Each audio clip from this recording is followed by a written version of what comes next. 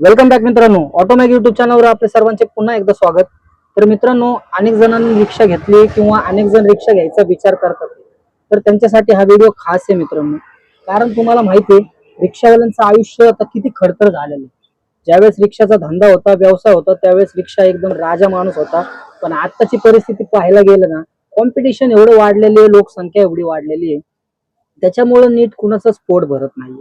आणि तरी लोक रिक्षा घेण्याचा प्रयत्न करतात. सरकारने चांगला निर्णय घेतलाय की परमिटला स्थगिती दिली, पण हे परमिट पुन्हा सुरू होण्यातच आहे.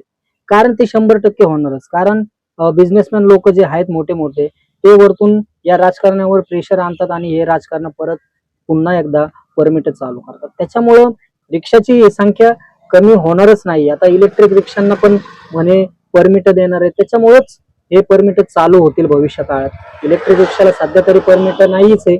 अशी गेली तरी तुम्ही रिक्षा घेऊ शकता.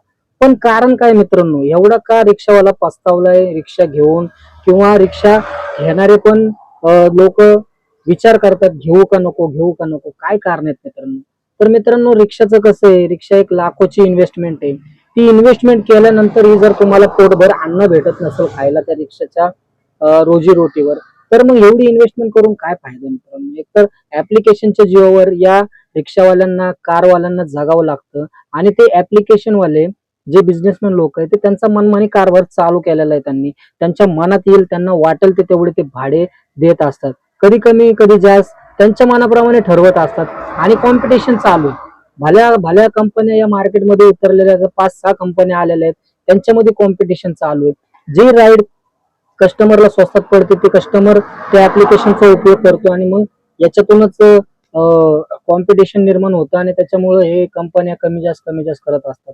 कस्टमरला कसं देता येईल, कस्टमरची कशी काळजी घेता येईल, या सगळ्या गोष्टीचा विचार करतात. पण ड्रायव्हर लोकांचा काही विचार करत नाही. ड्रायव्हर लोक यांना हमाल वाटतात, की हातचं भावलं वाटतं. जे असं तुम्ही हलवलं रशीच्या ह्याच्यावर, तसं ते हालत असतं. या सगळ्या कारणामुळे रिक्षावाला कुठेतरी खचून गेलाय, कुठेतरी वैतागलाय, या रिक्षा धंदा नको म्हणतोय. कारण मित्रांनो, तुम्हाला माहिती असेल, ऍप्लिकेशन वाले आता डुप्लिकेट ऍप येतात मार्केटमध्ये. आता काही लोक आहेत ते जे डुप्लिकेट ऍप्लिकेशनला जन्म देतात आणि ते पैशाने विकतात, त्याचा रिचार्ज मारायला लावतात. वेगवेगळ्या कारणाने हे ऍप्लिकेशन मार्केटमध्ये येतं. त्यातून फ्रॉड पण होत असतो. रिक्षावाल्यांना माहिती असून पण रिक्षावाले का करतात असं? कारण त्यांना पैसे कमवायचे, त्यांना जास्तीत जास्त धंदा करायचा आहे, जास्तीत जास्त पैसे घरी न्यायचे, या आशेने ते ऍप्लिकेशन डाउनलोड करत असतात. पण जे इमानदारीने धंदा करतात, जे व्यवस्थित धंदा करतात, त्यांच्या हाताला मात्र बुकिंग लागत नाही. 1000 रुपये धंदा करणारे कुठेतरी आता 300-400 रुपये घेऊन घरी चाललेत. सगळे वैतागलेले आहेत. दिवसभर बसतात, 2-2, 3-3 तास बसतात त्या मोबाईलच्या टच स्क्रीनवर बोट घालत, 2-2, 3-3 तास घालवतात, तरी त्यांच्या हाताला बुकिंग लागत नाही या डुप्लिकेट ऍप्लिकेशनमुळे. त्याच्यामुळे धंदा कुठेतरी नाहीसा झालाय. सीएनजीचे रेट वाढलेले आहेत. डिझेल रिक्षा तर तुम्हाला माहिती आहे मार्केटमधून या नाहीशाच झालेल्या आहेत. आता फक्त सीएनजी आणि पेट्रोल रिक्षा चालू आहेत. इलेक्ट्रिक रिक्षाची त्यात भर पडलेली आहे. आता इलेक्ट्रिक रिक्षा वाटतं तेवढं त्याचं चार्जिंगचं स्वस्त आहे, तर ते तसं नाहीये. सध्या मार्केट बसवायला हे असं करत असतात. एकदा मार्केट बसलं इलेक्ट्रिक रिक्षाचं, मग तुम्हाला माहिती कळेल की वीज किती येते, वीज दर किती लागतो, त्याच्यानंतर बॅटरीची किंमत कशी वाढणार, या सगळ्या गोष्टी जर तरच्या आहे. पण सध्या चालू आहे काय, सीएनजी रिक्षाचं. तर सीएनजी वाढलेलं आहे. रिक्षावाल्यांना नीट 1000 रुपये पण रिक्षावाला घरी घेऊन जात नाही. या सर्व गोष्टीमुळे रिक्षावाला अक्षरशः वैतागलेला आहे. त्याच्यामुळे मी माझ्या अनेक व्हिडिओमध्ये सांगत असतो, तुम्ही कार घेत असाल ओला उबरच्या जीवावर, किंवा रिक्षा घेत असाल, किंवा इलेक्ट्रिक बाईक वगैरे या गोष्टी जर घेत असाल, तर या ऑनलाईन कंपनीच्या मी कधीच सांगत नाही की तुम्ही त्याच्यावर विश्वास ठेवा आणि इन्व्हेस्टमेंट करून गाड्या घोडे घ्या. माझं तर सांगणं असतं प्रत्येकाला की गाड्या घेऊ नका. ते वाटायला सोपं आहे की हा करतोय तो करतोय, मग माझा का नाही होणार, मीही करू शकेल. हे वाटतं तेवढं सोपं नाही मित्रांनो. ज्यावेळेस आपण उतरतो ना मार्केटमध्ये, त्यावेळेस आपल्या लक्षात येतं की बाबा हा खरंच रियालिटी काय आहे आणि त्याच्या मागची रिअल लाईफ काय आहे. त्याच्यामुळे मित्रांनो, सगळ्या गोष्टी जाणून घ्या, सगळ्या गोष्टीचा अभ्यास करा, त्याच्यानंतर कुठल्याही क्षेत्रात उतरताना काळजीपूर्वक उतरा.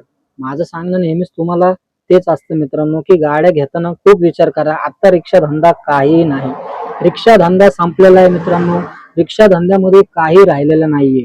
रिक्षा धंदा म्हणजे ना फक्त तुम्हाला नुसती गाडी घेऊन घरच्यांना फिरवा, भाजीपाल्याचं घरातलं घर चालतंय, फक्त भाजीपाल्याचा खर्च निघतो, बाकी तुमच्या मागे पैसे काही पडत नाही. गाड्यांचे खर्च वाढलेले आहेत, पार्ट्सचे एवढे महाग महाग पार्ट्स आहे. तुम्ही रिक्षाचा एखादा ड्रम जरी टाकायचा म्हणला तरी 1200-1300 रुपयाला ड्रम भेटतो मित्रांनो.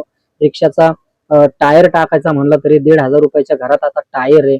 या सगळ्या गोष्टी महागलेल्या आहेत मित्रांनो. फक्त वर्ष दीड वर्ष नवीन नवीन गाडी व्यवस्थित चालते, त्याच्यानंतर गाडीचं काम निघतं, सीएनजीचे दर वाढतात, कस्टमरची भाडे तर काही वाढत नाही, रेट आहे तेवढंच रिक्षावाल्याला भेटतो, मीटरचा रेट वाढत नाही, पण बाकीच्या सगळ्या गोष्टी वाढतात.